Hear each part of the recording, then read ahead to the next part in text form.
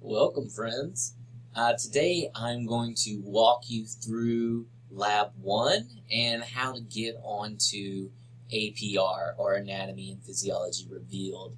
So one way you can go to it is if you see on the anatomy page in Canvas, there's a McGraw-Hill Connect page.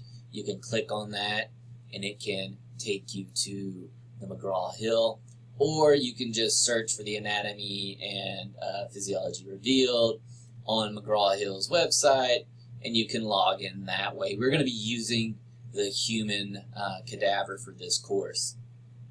So you click in there, you sign in, and then it's going to pull up Anatomy and Physiology Revealed. For the first lab, we're keeping it really simple, and we're just going to kind of go over some terms that are going to be used throughout the semester. So it's really good to get these terms memorized early on so you can use them later when you're studying or when we're referencing stuff. You'll know what we're talking about. And so in anatomy, for this first one, we're going to click on body orientation. That brings up this screen. You want to select all content. And then we're going to say body position. And so this is showing you the body position, and you see that there are 3 different positions we can select. This is anatomical position, and normally when we're talking about different structures and features, we are always referencing anatomical position. So you see this person is standing upright, their arms down to their side, feet roughly shoulder width apart, palms facing forward. All right, so the palms are forward, so this part of your hand is actually anterior. Your forearm, the inside, is anterior, which is some terms that we'll be using. So this is anatomical position, the base reference point that we'll be talking about. But you also have prone, where you lay down on your face, or supine, laying on your back. And that's pretty much it for the body orientation. You can select different layers in this, and the pins will tell you certain features that you can see.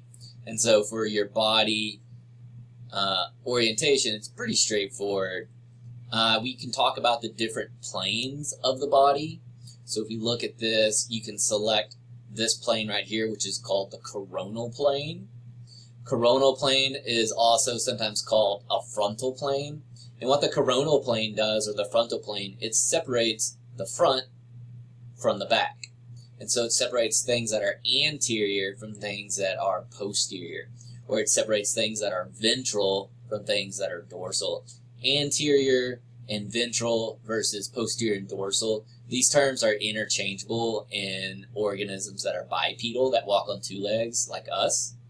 But if you're thinking of things that walk on 4 legs like minks, that's going to change it. So anterior would be towards the mink's head. And here, let me draw a quick little mink. So you'll have your mink body here, your mink head, and then your mink legs, right? It's a great mink. They look just like that. And so like this would be anterior, and this would be posterior, but this would be dorsal on the back, and then ventral on the tummy side. And so that's a little bit different from with our human. It's so good at drawing. Here's your eye and your mouth, so that's anterior and ventral, because that's where the tummy is. And then this is posterior and dorsal, because this is where the back is, like a dorsal fin, right? Okay. So the coronal plane separates front from back, or frontal plane separates front from back. And then you have your mid-sagittal. You also have a sagittal. So a sagittal plane separates the left side from the right side. And so you're separating left from right. Mid-sagittal says this is right down the middle, and you have equal halves. So the left side is equal to the right side. But if we wanted to do a sagittal section, like we could just cut off this person's arm, and that's a sagittal section separating this arm from the rest of the body. You can just like chop off the thumb, and that technically is a sagittal section separating this thumb from the rest of the body. Anything that separates left from right is a sagittal section. And here you can see the oblique plane. Oblique angles are angles that are roughly 45 degrees. We'll talk about some muscles that you find in the stomach or in the belly region that run at 45-degree angles, and those are called your oblique muscles, your internal and external oblique, things that run at a 45. And then you have transverse. So transverse separates the top from the bottom. So things that are superior from things that are inferior. On a lot of slides, you might see something that is called like a CS or an XS, and that is talking about a cross section, and a cross section is a transverse section of some sort of tissue. Versus your coronals and your sagittals, those are longitudinal sections, so they're the lengthwise of whatever tissue you're looking at, versus your cross section, which is going to be across it, right? It's going to be a transverse section. Okay, so our next thing are these directional terms.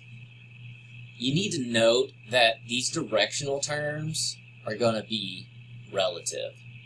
And so you're going to have two things that you have to talk about, right? So if we look at this person, we can say this is anterior.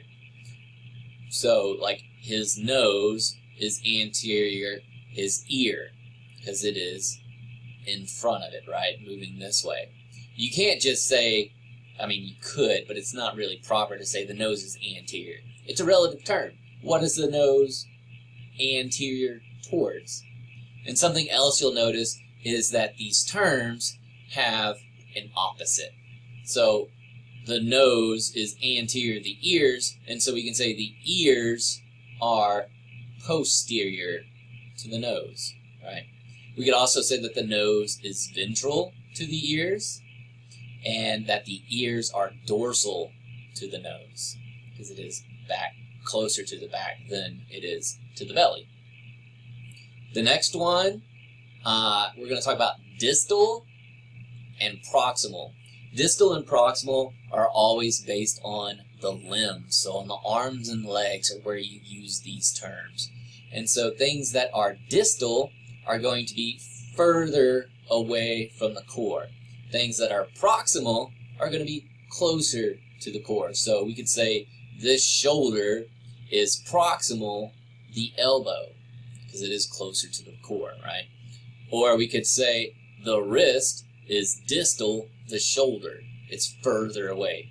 Your ankles are distal your knees. Your knees are proximal your ankles. And so you can see how these terms are interchangeable. They relate to each other. They're the opposites of each other. The next one is deep.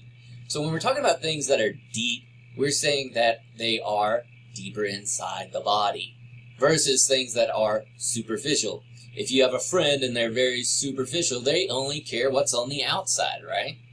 Same with this. So when you use the term superficial, we're talking about things that are closer to the outside of the body. So your skin will be superficial to your bones, or your bones are deep compared to your skin, right? So deep and superficial are going to be those two terms that meet up with each other. The next one we have here is inferior and superior. We can also say cranial and caudal. Caudal refers to tail. So things that are superior are going to be closer towards the head. They're going to be higher, right? Things that are inferior are going to be lower. And so the head would be superior, the belly button. The belly button would be inferior, the head. Coming down here, we have lateral and medial.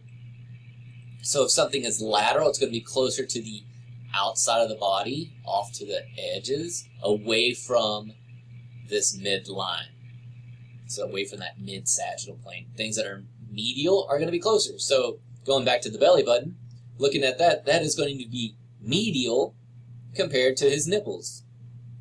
Flip that around. The nipples are lateral to the belly button. The nose is going to be medial to the ears. The ears are going to be lateral to the nose. You could also use the eyes. If you look at this, the eyes are a little superior to the mouth is inferior. And so it's really important to kind of run through these different body parts, and so you can relate them using these terms.